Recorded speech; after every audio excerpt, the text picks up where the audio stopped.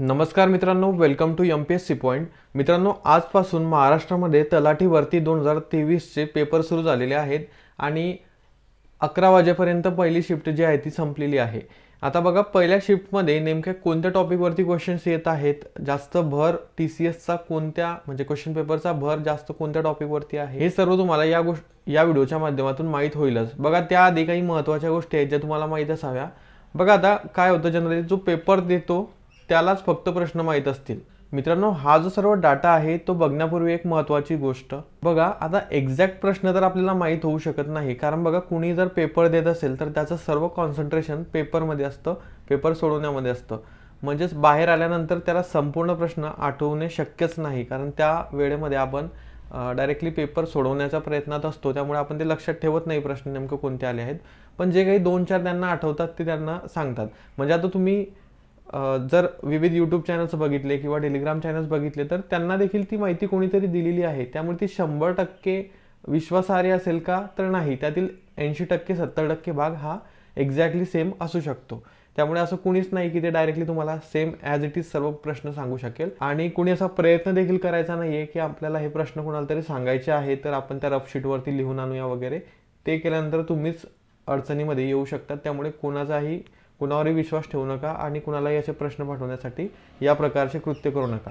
आता बघा, जनरली काय असतं की जो सिलेबस दिलेला आहे त्यावरतीच प्रश्न येणार. म्हणजे गणित बुद्धिमत्ता दिलेला आहे तर गणित बुद्धिमत्तावरती प्रश्न दिसतील. इंग्लिशमध्ये ग्रामर आणि व्होकॅब आहे त्यावरतीच प्रश्न दिसतील.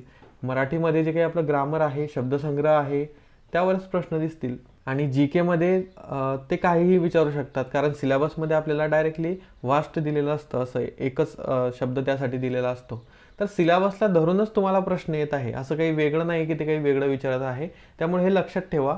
जास्त हे व्हिडिओज बघण्याच्या मागे लागू नका किंवा जास्त कोणते प्रश्न विचारले आहेत आज तर हे बघूया चला, त्यामध्ये टाइम वेस्ट करू नका. तुम्ही तुमचा अभ्यास जो सुरू आहे तो व्यवस्थित सुरू ठेवा. फक्त एक ओव्हरऑल बघा, आता मी जेवढ्या कमी टायमामध्ये तुम्हाला या व्हिडिओमध्ये म्हणजे हा व्हिडिओ संपवता येईल तेवढा कमी टायमामध्ये मी तुम्हाला सांगेल काय काय नेमकं कशा स्वरूपाचं विचारलेलं आहे. फक्त काही बेसिक गोष्टी आहेत त्या तुम्हाला माहीत असाव्या, त्या मी या व्हिडिओच्या माध्यमातून सांगणार आहे परीक्षेविषयी. चला तर आजच्या व्हिडिओला सुरुवात करूया.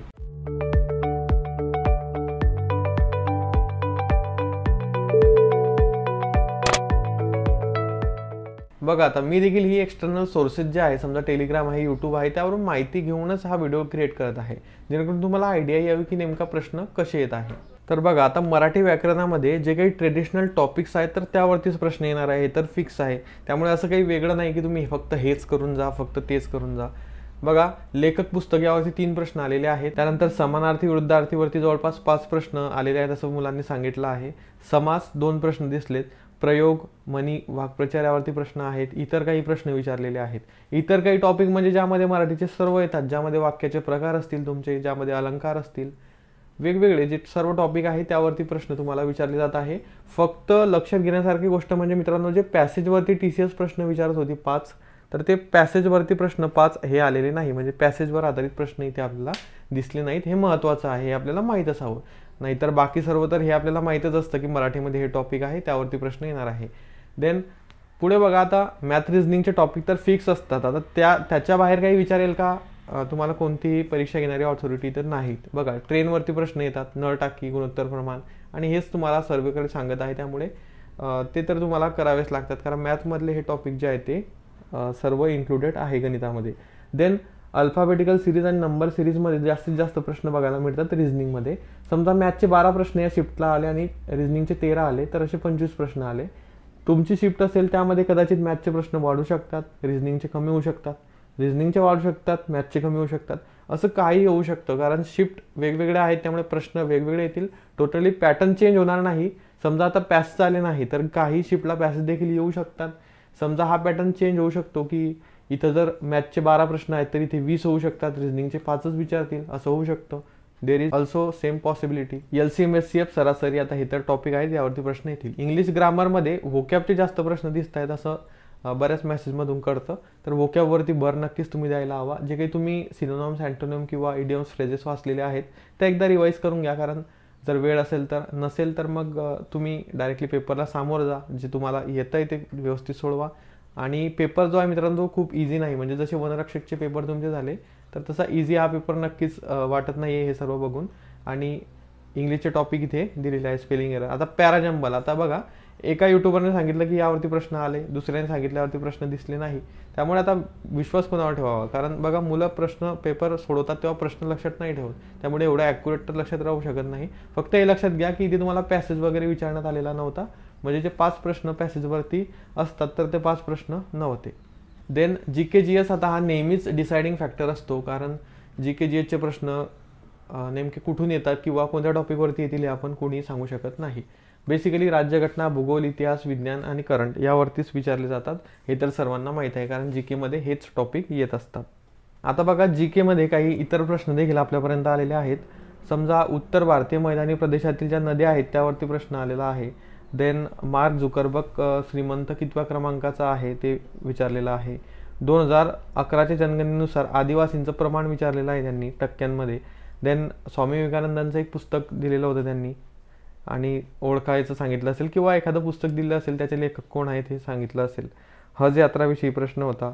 G20 विषयी प्रश्न दिसला आणि ख्रिश्चन लोकसंख्या प्रमाण सर्वाधिक कोणत्या राज्यामध्ये आहे हे विचारलं. देन माहितीचा अधिकाराविषयी कलम विचारली. देन आमचा बाप आणि आम्ही या पुस्तकाचे लेखक त्यांनी विचारले. शिवाजी सावंत कादंबरी.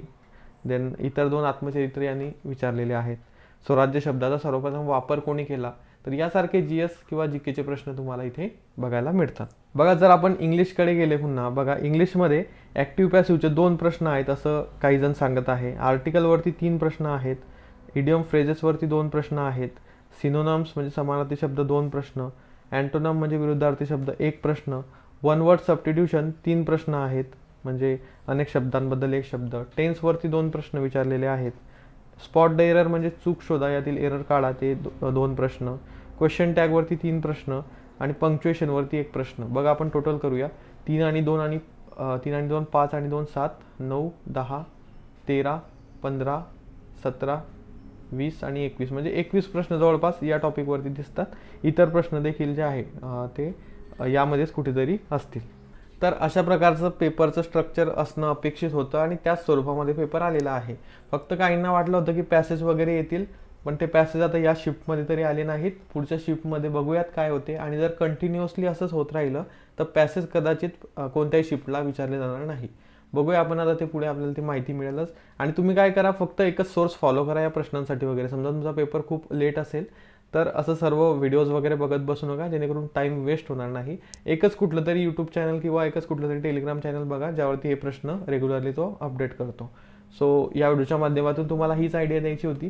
प्रश्न तर एक्झॅक्टली मी नाही सांगू शकत, कारण ते माझ्यापर्यंत आलेले नाहीत आणि ते येणं शक्यही नाही तेवढं, कारण ॲक्युरेटली सर्व प्रश्न 100चे 100 प्रश्न कोणीही सांगू शकत नाही. सो हेच आहे या व्हिडिओसाठी एवढंच. तुम्हाला व्हिडिओ आवडला असेल तर लाईक करा आणि रिॲलिटी ॲक्सेप्ट करा की हे प्रश्न यावरतीच येणार आहेत आणि कोणी तुम्हाला 100 पैकी 100 प्रश्न सांगू शकत नाही. आजच्या व्हिडिओसाठी एवढेच. भेटूया पुढच्या व्हिडिओमध्ये. Thank you for watching.